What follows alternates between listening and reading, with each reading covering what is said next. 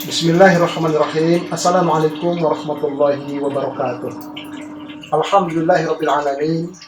Wassalatu wassalamu ala ashrafil anbiya'i wal mursalin wa ala alihi wa sahbihi ajma'in, amma ba'd. Pertama dan paling utama, tiada kata yang pantas untuk kita ungkapkan kecuali puji syukur alhamdulillah kehadiran Allah Subhanahu wa taala. Salawat dan salam semoga Allah sampaikan keharibaan putra Abdullah, buah hati Aminah kekasih Allah, Nabi kita Muhammad SAW.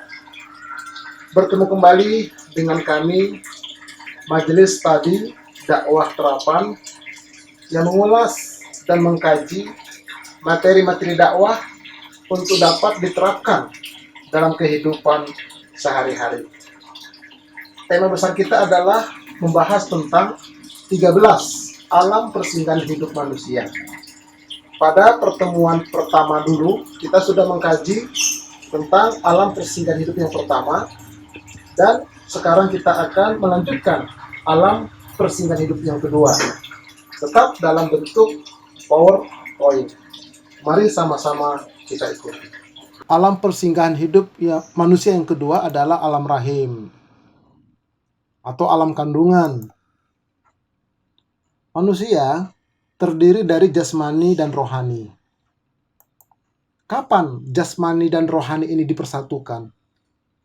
Jasmani dan rohani manusia itu dipersatukan atau dipertemukan di dalam rahim, di dalam kandungan ibu. Nah, bagaimana proses terjadinya? Disebutkan dalam Al-Quran, surah Al-Mu'minun ayat 13 dan ayat 14. Allah berfirman, "Walaqad khalaqnal insan," dan sesungguhnya kami telah menciptakan manusia min sulalah, dari sulalah, min tin, dari tanah. Tsumma ja'alnahu nutfah, kemudian kami menjadikannya nutfah, fi qararim makin, pada tempat yang kokoh. Tsumma khalaqnan nutfata 'alaqah, kemudian kami jadikan nutfah itu menjadi alaqah. Fa khalaqnal 'alaqata mudghah, lalu kami jadikan alaqah itu menjadi mudghah. Fa khalaqnal mudghata 'izama, lalu kami jadikan mudghah itu menjadi 'izama. Fa kasawnal 'izama lahma, lalu kami bungkuslah 'izama itu dengan lahma. Tsumma ansya'nahu khalqan akhar, kemudian kami bentuklah dia menjadi makhluk lain. Fatabarakallahu ahsanul khaliqin, maka maha sucilah Allah sebaik-baik pencipta. Bagaimana penjelasannya? Kita lihat. Sulalah itu adalah saripati tanah yang diserap oleh tumbuh-tumbuhan, lalu tumbuh-tumbuhan, buah-buahan itu dimakan oleh kedua orang tua kita. Kemudian setelah dimakan oleh kedua orang tua kita, dia berubah menjadi nutfah, setetes air sperma. Setetes air sperma. Kemudian bersatu dengan ovum ibu dalam rahim ibu menjadi alaqah, segumpal darah yang menempel di dinding rahim seperti binatang lintah dia. Kemudian dia berubah menjadi mudghah, segumpal daging agak membesar sedikit dia. Lalu berubah menjadi izam. Apa itu izam? Munculnya tulang belakang, tulang tangan, tulang kaki, dan tengkorak kepala. Itu izam. Kemudian dibungkus dengan lahman, daging. Membungkus tulang, membungkus tengkorak kepala. Nah, setelah itu menjadi khalqan akhar, makhluk yang bernama manusia. Nah, luar biasa ini Al-Quran. Hamba-hamba Allah, inilah bukti kebenaran Al-Quran. Jauh sebelum ada dokter ahli kandungan 14 abad yang lalu, Al-Quran telah menjelaskan secara rinci akan hal tersebut. Pantas kalau seorang Profesor Keith Elmore, guru besar Departemen Anatomi dan Biologi Sel, Universitas Toronto, Kanada, Amerika Serikat, telah membuktikan kebenaran firman Allah tersebut setelah ia mempelajarinya. Ia mengatakan bahwa Al-Quran itu pastilah turun kepada Muhammad dari Tuhannya. Bukan karangan Muhammad, bukan karangan manusia Al-Quran itu. Kenapa? Karena tidak ada yang bisa menjelaskan seperti itu kecuali dari Sang Pencipta. Inilah yang harus menguatkan kita sebagai orang beriman, semakin kita mencintai Islam dan mencintai Al-Quran. Kemudian, ada 3 kegelapan di dalam rahim tersebut. Ini juga dijelaskan dalam Al-Quran. Allah berfirman, yakhluqukum fi butuni ummahatikum. Allah menciptakan kamu di dalam perut-perut ibu kamu. Khalqam mim ba'di khalqin. Penciptaan demi penciptaan. Fi zulumatin thalas. Pada 3 kegelapan. Dzalikumullah. Itulah Allah.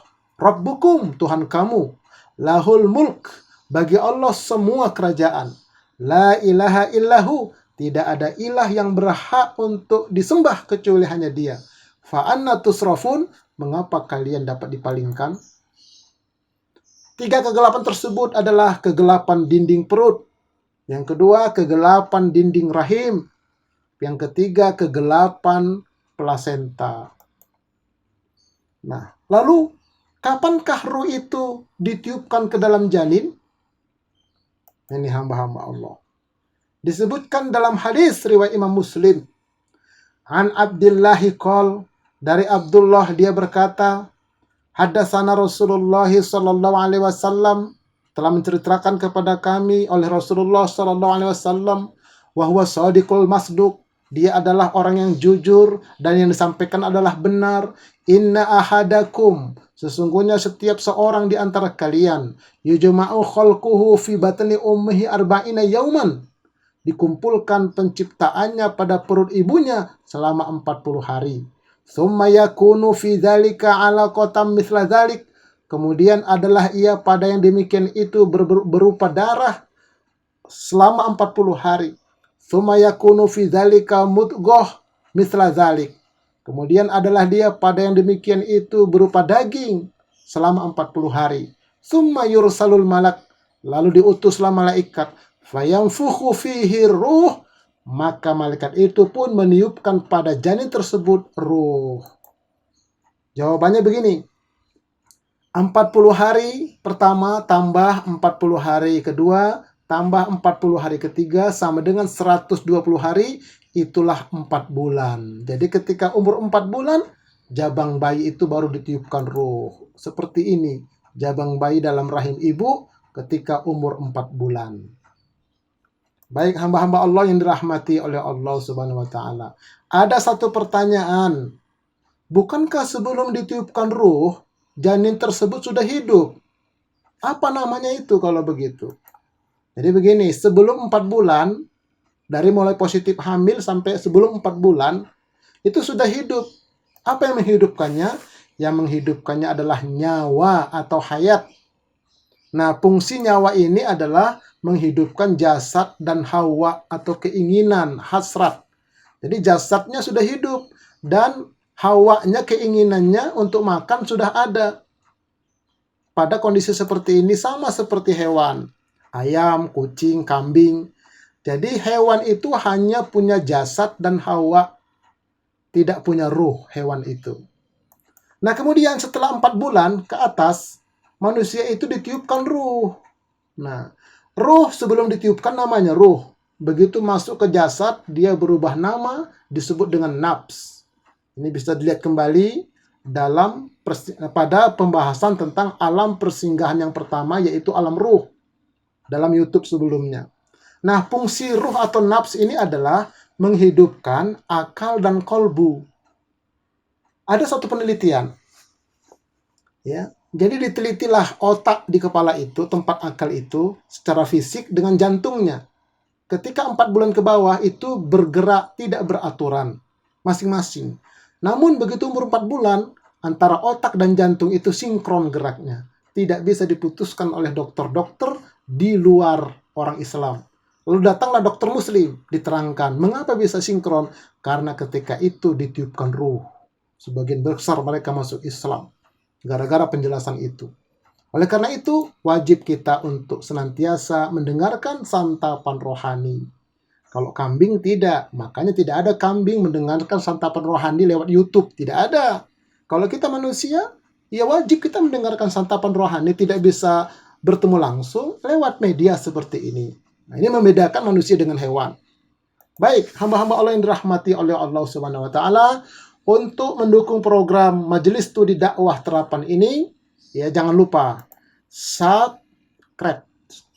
Subscribe, jangan lupa supaya dakwah kita ini tetap akan berlanjut. Nah, kita akan teruskan nanti pada part yang kedua, insya Allah.